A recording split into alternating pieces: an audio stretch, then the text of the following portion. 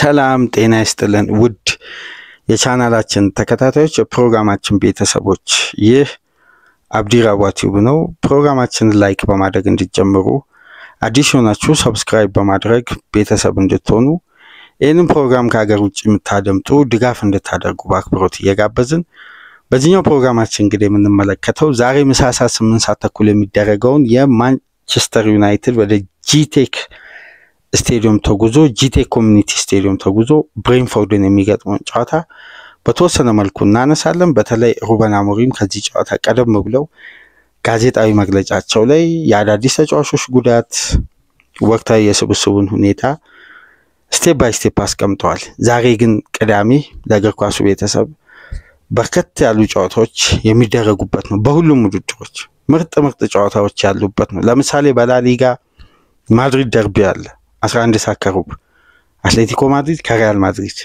ገና በሊጉ ገና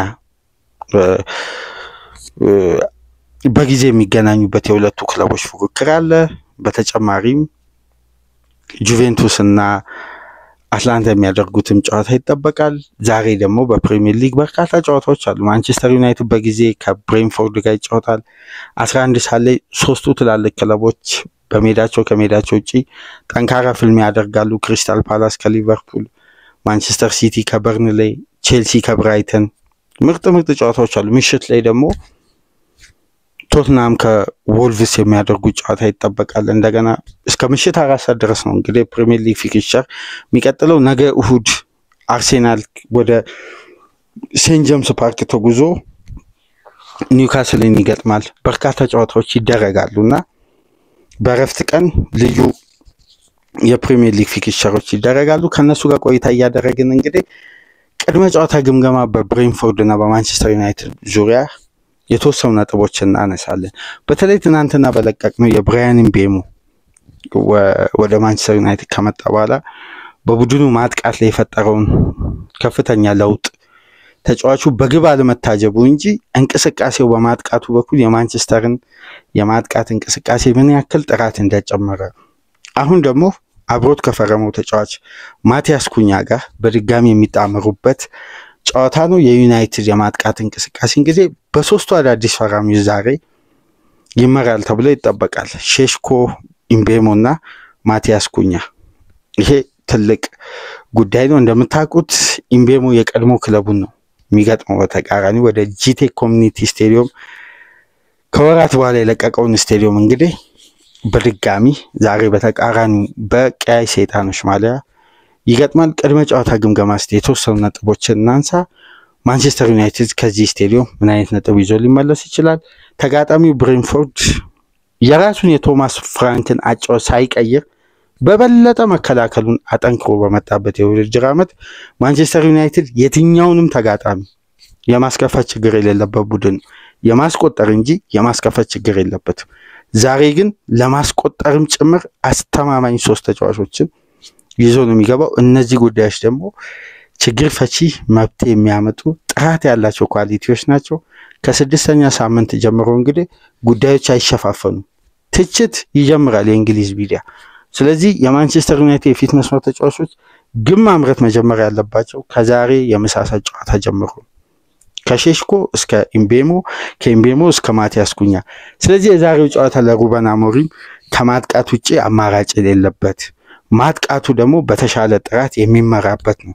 ነገር ግን አንዳንድ ጉዳቶች እንግዲህ በአዲስ መልኩ ተመዝግበዋል።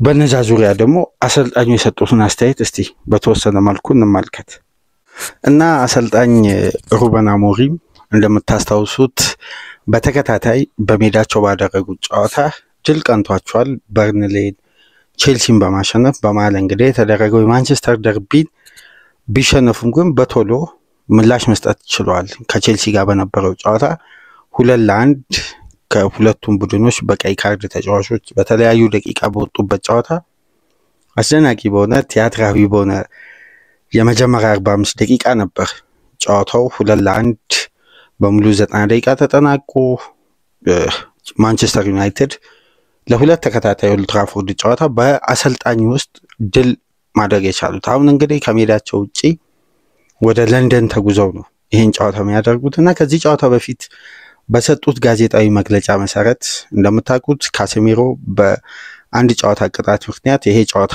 ያመልጧል።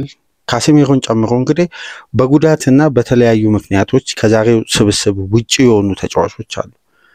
አንደኛው እንግዲህ አማድ ዲያሎ በቤተሰብ ሀዘን ምክንያት ወደ ሀገሩ እንዲሄድ ፍቃድ ተሰጥቶት እንግዲህ ዛሬ አማድ ዲያሎ በስብስብ ውስጥ አይኖርም። ተጫዋቹ በቤተሰባዊ ምክንያት በሀዘን ስብስቡን ለቆ መሄዱን አሰልጣኙ ገልጿል። ከጨዋታው በፊት ከተሰሙ የጉዳት መረጃዎች መካከል እንግዲህ አዲስ መረጃ የተሰማው በናስር ማዝራዊ አማካኝነት ነው። ይሄ ተጫዋች በጉዳት ምክንያት የዛሬን ጨዋታ ያመልጧል። አንዳንድ ለማንቸስተር ዩናይትድ ቅርብ ነን የሚሉ ዘጋቢዎች ረዘም ላለ ጊዜ ከኢንተርናሽናል ብሬክ በኋላ ሊመለስ እንደሚችልም እየጠቆሙ ነው የሚገኙትና አዲስ የተሰማው የጉዳት መረጃ በማንቸስተር ዩናይትድ በኩል ይሄ ነው። ካሴሚሮ በካርድ፣ አማድ በቤተሰብ ምክንያት፣ ማዝራዊ ደግሞ በጉዳት ከስብስብ ውጪ ናቸው። አሁንም ሊሳንድሮ ማርቲኔዝ የማገገሚያ ትሬኒንግ እየሰራ ነው። ለዚህ ጨዋታ ብቁ አለመሆኑን አያይዞ አንስቷል። ሌላኛው በጎ ዜና ደግሞ ዲዬጎ ዳሎት ከጉዳት ተመልሶ ለዛሬው ጨዋታ ብቁ መሆኑ ነው። እንግዲህ ማዝራዊ በተጎዳበት ጨዋታ ዲዬጎ ዳሎት ሲመለስ ጥሩ አማራጭ ነው የሚሆነው ለአሰልጣኙ ለዛሬው ፍልሚያና ማንቸስተር ዩናይትድ እንግዲህ ዛሬ በድጋሚ ሶስቱን ተጫዋቾች በፊት መስመር በኩል ይጠቀማል ተብሎ ይጠበቃል። ነገር ግን የሜሰን ማውንት መመለስ ምናልባት ቤንጃሚን ሼሽኮን ባለፉት ጨዋታዎች አሰልጣኙ ሲጠቀሙበት ነበር። ምናልባት አሰልጣኙ በመጀመሪያ ምርጥ 11 በተለይ ከሜዳቸው ውጪ በሚያደርጉት ጨዋታ ቅድሚያ የሚሰጡት ለሐሰተኛ 9 ቁጥር ሚና ለሚጫወተው ማቲያስ ኩኛና በግራው የሜዳ ክፍል ደግሞ መነሻ በማድረግ ወደ መሀል እየገባ የ10 ቁጥር ቦታ ከቨር የሚያደርገው ምናልባት በአስተማማኝና በጥሩ ብቃት የዘንድሮ የውድድር ዓመት መጀመር የቻለውን ለሜሰን ማውንት ነው። ጉዳት ያለፉትን ጨዋታዎች ለማንቸስተር ዩናይትድ እንዳያደርግ አድርጎት ነበር። አሁን ተጫዋቹም ከጉዳት አገግሟል። በዛሬው ስብስብ ውስጥ ይካተታል ተብሎ ይጠበቃል። ማውንት ሙሉ በሙሉ ፊት የሚሆን ከሆነ አሰልጣኙ በደንብ ስለሚያምኑበት ምናልባት ለተጫዋቹ ቅድሚያ ሊሰጡ የሚችሉበት እድል በጣም ሰፊ ነው። ነገር ግን ተጋጣሚው ብሬንፎርድ በሜዳው ለምሳሌ ባደረጓቸው ያለፉትን 3 ጨዋታዎች ከማንቸስተር ዩናይትድ ጋር ምንም አይነት ሽንፈት አላስተናገዱም። ሁለቱን በማሸነፍ አንዱን አቻ በመውጣት እንግዲህ በማንቸስተር ዩናይትድ ላይ በታሪክ ብሬንፎርድ ጥሩ ሪከርድ ያስመዘገበው በእነዚህ አጭር ጊዜያት ውስጥ እንጂ ማንቸስተር በታሪክ አጋጣሚ ከብሬንፎርድ ባደረጋቸው የሊግም በቀድሞ ዲቪዥንም ትላልቅ ሪከርዶች አሉት ማንቸስተር ዩናይትድ ብሬንፎርድን በማሸነፍ በኩል። በነገራችን ላይ ብሬንፎርድና ማንቸስተር ዩናይትድ በ2022 ጃንዋሪ ላይ ባደረጓቸው ጨዋታዎች ማንቸስተር ዩናይትድ 3-1 ከሜዳ ውጪ ብሬንፎርድን ካሸነፈ በኋላ በተደረጉት ከዛ በፊትም ከዛም በኋላ በነበሩ ጨዋታዎች በእርስ በርስ ግንኙነት ብሬንፎርድ ማንቸስተር ዩናይትድን ባለፉት 6 ጨዋታዎች ላይ ምንም አይነት ሽንፈት አላስተናገደም እና ይሄ ምናልባት ብሬንፎርድ ዛሬ በተለይ በመከላከሉ በኩል ካለው ጥንካሬ አኳያ ስንመለከት በሜዳው ፈታኝ ክለብ ነው። ነገር ግን ማንቸስተር ዩናይትድ የትኛውንም መከላከል ስትራክቸር የማስከፈት አቅም አለው። በተለይ በዘንድሮ የውድድር ዓመት ማንቸስተር ወደ ጥራት ከፍ እያለ በውጤት አለመታገዙ እንጂ መሻሻሉን ትናንት የብራያን ምቤሞ ያለበትን ምስል ፕሮግራም መለስ ብላችሁ እስቲ ያድምጡት። በዛ ፕሮግራም ላይ ሰፊ ጉዳይ አንስተናል። ማንቸስተር ዩናይትድ እንዴት እንደተሻሻለ በሩበን አሞሪም ውስጥ ነጥቦችን የማሳካት ጉዳይ፣ እድለኛ ያለመሆን፣ ጨዋታዎችን ያለመግደል፣ አድቫንቴጁን ያለመጠቀም በበለጠበት ሰዓት አሁን የዩናይትድ ትልቁ ችግር ጨዋታ አይገልም። ጨዋታ መግደል አልቻለም እንጂ የትኛውንም ተጋጣሚ ሲቲንም ሲጀምሩ የመጀመሪያ 15-20 ደቂቃ በልጧል። እንደውም የቼልሲው ጨዋታ ለአሞሪም ጥሩ ኤክስፐሪመንት ይመስለኛል። በበለጡበት ሰዓት ጫና ፈጠሩ፣ ግብ ጠባቂው በቀይ ወጣ፣ የ2 ጎል አድቫንቴጅ ወሰዱ። ነገር ግን ጎዶሎ ከሆኑ በኋላ የተወሰደባቸው ብልጫ ለአንዳንድ ታክቲካዊ ባላንስ ክለቡን ተጋላጭ አድርጎታል ነገር ግን እንደዛም ቢሆን ከጨዋታው አስተማማኙን 3 ነጥብ ይዘው ማጠናቀቅ ችለዋልና ይሄ ከብሬንፎርድ ጥንካሬ መነሻ በማድረግ የሚነሳውን ጉዳይ ሳይሆን ወቅታዊ የማንቸስተር ዩናይትድ መሻሻል በተለይ ማንቸስተር ዩናይትድ በሌሎች ውድድሮች ላይ ዊኬንድ ጠብቆ በአንድ ሳምንት ልዩነት ጨዋታን ማድረጉ አንደኛ ለሪከቨሪ ከሌላው ክለብ በተሻለ ሁኔታ ጊዜ ያገኛል። በሳምንቱ አጋማሽ የሚደረጉ ጨዋታዎች ላይ ውጥረት አይኖርበትም። በሳምንቱ መጨረሻ ግን በሚኖሩ ጨዋታዎች ላይ ለአንድ ሳምንት በመዘጋጀት በበቂ ሁኔታ ተጋጣሚን አንደኛ አዳፕት የማድረግ ተጋጣሚ ላይ እንዴት ብልጫ መውሰድ እንደሚችል ታክቲካዊ ፍሌክሲቢሊቲን ተስተካክሎና በተረጋጋ ሁኔታ ባለፈው ጨዋታ ድል ክለቡ መነቃቃት ላይ ቆይቶ እዚህ ላይ ደግሞ በቂ የማገገሚያ ጊዜ ታይሚንግ ሲያገኝ ወደፊት የሚያደርገውን ጉዞ በተሻለ ሁኔታ ለማጠናከር እንደነዚህ አይነት ጊዜያት አሁን ለማንቸስተር ዩናይትድ በዩኤፋ ቻምፒየንስ ሊግ ወይም በአውሮፓ ውድድር አለመኖራቸው ምናልባት በዘንድሮ ውድድር ዓመት በተቀናጀና በተረጋጋ ሁኔታ ጉዞውን እንዲያደርግ የሚያስችል አንድ አቅም መፍጠር ችሏል። ቢኖር ለማንቸስተር ዩናይትድ በእጅጉ የሚጠቅሙ በርካታ ጉዳዮች አሉ። ነገር ግን በወቅታዊ ጉዳይ ስንመለከት ሌሎች ክለቦች ለምሳሌ በሳምንቱ አጋማሽ በካራቦ ካፕ ቆይታ ነበራቸው ብሬንፎርድን ጨምሮ። ነገር ግን ማንቸስተር ዩናይትድ በበቂ እረፍትና ሪከቨሪ ቆይቶ ነው ለዚህ ጨዋታ የሚመጣው። በዛሬ ምሳሳ ጨዋታ ደግሞ የሩበን አሞሪም ቡድን 3 ነጥብ ይዞ ለመውጣት በትልቅ መነቃቃት ነው ለዚህ። ነገር ግን ማንቸስተር ዩናይትድ ከሜዳ ውጭ የሚያደርጋቸው ጨዋታዎች ለምሳሌ ለመጨረሻ ጊዜ ማንቸስተር ዩናይትድ ከሜዳ ውጭ ጨዋታ ያሸነፈው በሌስተር ጨዋታ 3-0። ከዛን ጨዋታ በኋላ በተደረጉ 7 ከሜዳ ውጭ ጨዋታዎች በ5ቱ ሽንፈት አስተናግዷል፣ በ2ቱ አቻ ወጥቷል። ይሄ ደግሞ በማንቸስተር ዩናይትድ ታሪክ ከፍተኛው ከሜዳ ውጪ ያለማሸነፍ ሪከርድ ከ2019 በኋላ የተመዘገበ ነው። 7 ጨዋታ በ2019 በነበረው የውድድር ዓመት ከማርች እስከ ኦክቶበር በነበረው ጊዜያት ውስጥ የ8 ጨዋታ ተከታታይ ከሜዳቸው ውጪ ያለማሸነፍ ጉዞ ነበር። አሁን ይሄን ጉዳይም ለመቅረፍ ነው በ7ኛው ጨዋታ ማንቸስተር ዩናይትድ በሲቲ ተሸነፈ። አሁን 8ኛውን ጨዋታ ዛሬ ምሳሳት ያደርጋል። ይሄን ሪከርድ ለማስቀረት በአዲስ ባክ ቱ ባክ በሜዳውም ከሜዳውም ውጪ የማሸነፍ አዲስ ቦና ለመገንባት ነው እንግዲህ አሰልጣኙ ወደ ጂቴክ ኮሚኒቲ ስቴዲየም ዛሬ ምሳሳት የሚጓዙት። በነገራችን ላይ በዘንድሮ የውድድር ዓመት ባልተጠበቀ ሁኔታ ወይም በቶማስ ፍራንክ በሚሰለጥኑበት ወቅት ብሬንፎርዶች እንዲህ አይነት ሪከርድ አስመዝግበው አያውቁም። ብሬንፎርድ ገና በሊጉ 5 ጨዋታ ተደርገው 10 ግብ አስተናግዷል። ቶማስ ፍራንክ ክለቡን ይዘው ወደ ፕሪሚየር ሊግ ካደጉበት ጊዜ አንስቶ በመጀመሪያ የሊግ 5 ጨዋታ 10 ግብ አስተናግደው አያውቁም። ስለዚህ ብሬንፎርድ ላይ ግብ ማስቆጠር ይቻላል የፈለገ የመከላከል ጥንካሬው ከፍ ቢል። አንድ ቡድን ብልጫ በወሰደበት ጫና በፈጠረበት ሰዓት ብሬንፎርድን ለማስከፈት የሚያስችል አቅሙን ከተጠቀመ ይህን ክለብ ማሸነፍ እንደሚቻል ነው ባለፈው ሪከርድ ሳይሆን በወቅታዊ አቋም ነው አሁን የሁለቱን ክለቦችን የዛሬውን ጨዋታ መመልከት ያለበት። ማንቸስተር ዩናይትድ ሪከርዱ ደካማ ነው የሚለው ጉዳይ የዘንድሮ ማጥቃት እነዚህን ችግሮች የመቅረፍ አቅም እንዳለው በተደጋጋሚ ያሳይቷል። ይሄን አቅም ደግሞ በውጤት የመቀየር ጉዳይ ነው አሁን ክለቡ በደንብ ካራክተሩን ማሳየት ያለበት እና በዚህ ረገድ ማንቸስተር ዩናይትድ እንደምታውቁት በሊጉ ከፍተኛ ቁጥር ያለው ሙከራ ያደረገ ብቸኛ ክለብ ነው። በነገራችን ላይ በ5ቱ ጨዋታ 81 ሙከራ ያደረገ።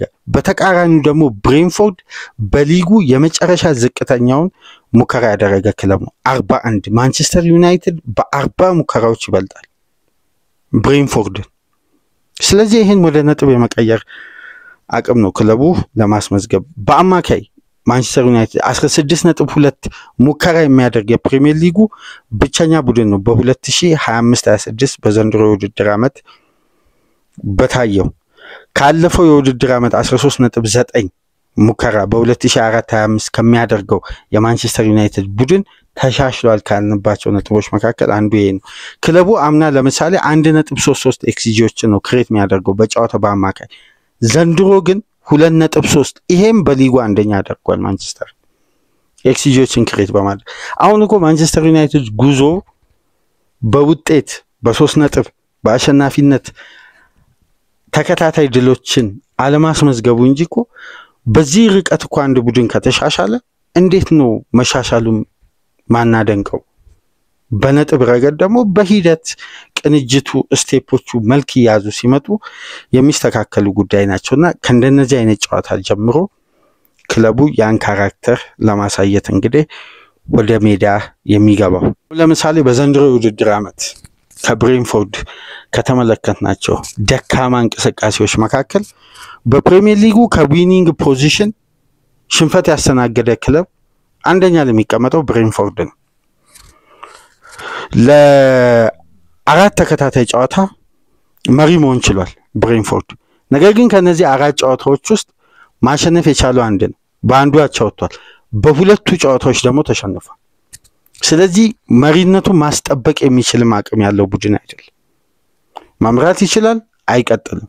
ስለዚህ ለማንቸስተር ዩናይትድ ይሄ ጨዋታ በብዙ አንግል ስንመለከት እድሎቹ ሰፊ ናቸው። ይሄን ጨዋታ አሸንፎ ለመውጣት የሚያስችል በቂ አቅም እንዳለው የምናይበት ነው። በሌላ በኩል የተጫዋቾችን የተናጠል ብቃት እንኳን ስንመለከት ለምሳሌ ኤርሊ ሃላንድ ነው በፕሪሚየር ሊጉ አሁን በርካታ ሙከራ ያደረገ ተጫዋች 21። ከሱ በመቀጠል የሚቀመጠው ብራያን ምቤሞ ነው። ትናንትና በስፋት አንስተን 15 ሙከራ። ይሄ ተጫዋቹ እንግዲህ በ2022 ካደረጋቸው 18 ሙከራዎች በመጀመሪያ 5 ጨዋታ አዲስ ሪካርድ ነው ለተጫዋቹ በግሉ። ገና የሊግ ጨዋታ ሲጀምር በ5 ጨዋታ 15 ሙከራ በማድረግ እና የብራያን ምቤሞን ብቃት በተመለከተ ትናንትና ያነሳነውን ፕሮግራም ወደ ኋላ መለስ ብላችሁ ብትመለከቱ ተጫዋቹ 2022 ከቶማስ ፍራንክ ጋር በብሬንፎርድ ነበር ገና በ5 ጨዋታ 18 ሙከራ ማድረግ የቻለው። አሁን በማንቸስተር ዩናይትድ ቤት ገና በ5 ጨዋታ 15 ሙከራዎችን አድርጓል። ማንቸስተር እንደ ቡድን ከሁሉም ክለብ በላይ 81 ሙከራ ያደረገ ብቸኛ ክለብ ነው። ከሁሉም ቡድን በላይ 2.03 ኤክስጂ ክሬት ያደረገ ብቸኛ ቡድን ነው። አሁን በውጤት ሊታገዝ የሚገባበት ደረጃ ላይ ደርሷል። ክለቡ የማጥቃት እንቅስቃሴው በደንብ ተቀርፏል። ውጤት መቀየር፣ ውጤቶችን የመግደል አቅምን ነው አሁን በማዳበር በኩል ማንቸስተር ዩናይትድ ቤት መሻሻል ያለበት። ምክንያቱም አንድ ቡድን በመከላከሉ ስትራክቸር ውጤታማ ካልሆነ በሚያስቆጥራቸው ግቦች ቢያንስ የሚያገኛቸው ነጥቦች ያን የመከላከል ድክመት እስከሚቀርፍ ድረስ የተወሰኑ ጋፖች መፍጠር ይችላል በሚያስመዘግበው የ3 ነጥብ ውጤት።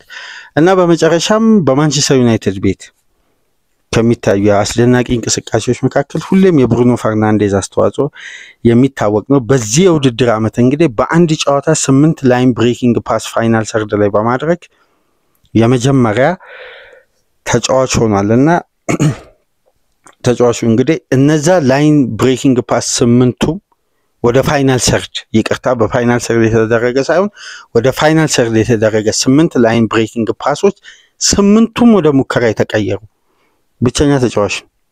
አሁን በላይን ብሬኪንግ ፓስ በርካታ ተጫዋቾች አሉ በሊጉ ከብሩኖ ፈርናንዴዝ የበለጠ ቁጥር ያደረጉ፣ ግን የብሩኖ ፈርናንዴዝ 8 ላይን ብሬኪንግ ፓስ በቀጥታ ተጋጣሚ ላይ ወደ ሙከራ ተቀይሯል።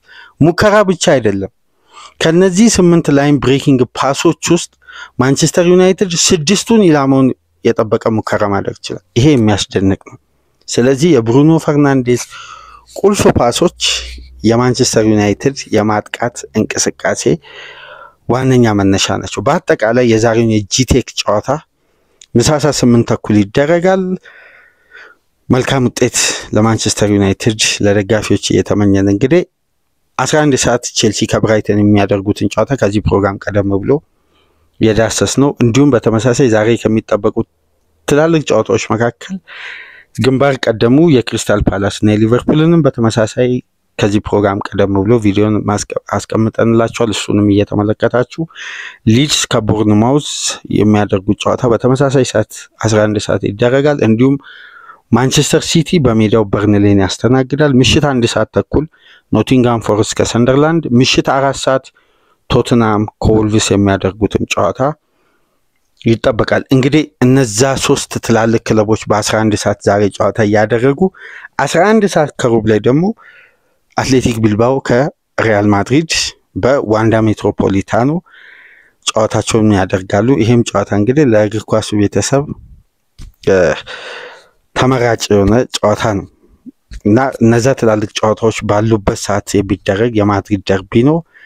ኢንተር ሚላን ከጋግላሪ ምሽት 3:45 ይደረጋል። ጁቬ ከአትላንታ 1 ሰዓት ላይ የሚደረግ የምሽት ጨዋታ ነው። ፒኤስጂም ከኦግዜር ጋር ዛሬ ምሽት ለእግር ኳሱ ቤተሰብ ከሚደረጉ የአምስቱ ትላልቅ ተጠባቂ ጨዋታዎች መካከል እነዚህ የሚጠቀሱ ነው። በአጠቃላይ ቅዳሜን በእንዲህ መልኩ ከእናንተ ጋር ቆይታ አደረግን። ቀደም ብለን አባ በወላይታ ዲቻ የምሽቱ ሽንፈት ጋር በተገናኘ የሰራው ፕሮግራም አለ። እሱንም እያዳመጣችሁ ሌሎችንም ፕሮግራም ገብታችሁ ላይክ እያደረጋችሁ ተደራሽነታችንን ከፍ እንድታደርጉ በአክብሮት እየጋበዝን ከእናንተ ጋር በእንዲህ መልኩ ቆይታ አደረግን።